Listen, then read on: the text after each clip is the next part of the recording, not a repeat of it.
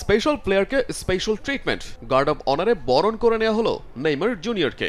যুক্তরাষ্ট্রে নেমে দলের ক্যাম্প শুরুর পর প্রথমবারের মতো অনুশীলনে এই তারকা শুরুতে অংশ নেন ওয়ার্ম আপে, এরপর কোচিং স্টাফের এক সদস্যের সঙ্গে রানিং আর ফিটনেস নিয়ে কাজ করেন।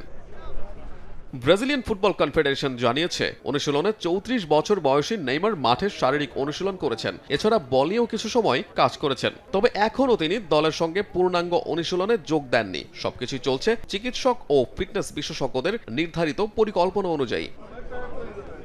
এর আগে নিউ জার্সিতে দলের ক্যাম্পে ফিজিওথেরাপিস্ট ও ফিটনেস কোচদের সঙ্গে ইনডোর সেশনেই সীমাবদ্ধ ছিলেন ব্রাজিলের নাম্বার 10। গত মাসে সান্তোসের হয়ে করিতিবার বিপক্ষে ম্যাচে ডান পায়ের পেশিতে চোট পান নেইমার, সেই চোটই এখনও তাকে ভোগাচ্ছে। মরক্কোর সঙ্গে ড্রয়ের পর থেকে বেশি আলোচনায় নেইমার। মিডফিল্ডের সৃজনশীলতার অভাব ভোগাচ্ছে 5 বারের বিশ্ব চ্যাম্পিয়নদের। নেইমারের অন্তর্ভুক্তি সে সমস্যার সমাধান কিনা নিশ্চিত নয়, তবে তার মাঠে থাকা আত্মবিশ্বাস বাড়াতে পারে সেলেসাও শিবিরে। শনিবার গ্রুপ পর্বের দ্বিতীয় ম্যাচ ব্রাজিলের। এর আগে আরও সেশন আছে কার্লো আনচেলত্তির দলের। নেইমারের শারীরিক অবস্থার উন্নতি ঠিক করবে তার প্রত্যাবর্তনের দিনক্ষণ। আহমেদ হৃদয়, সময় সংবাদ।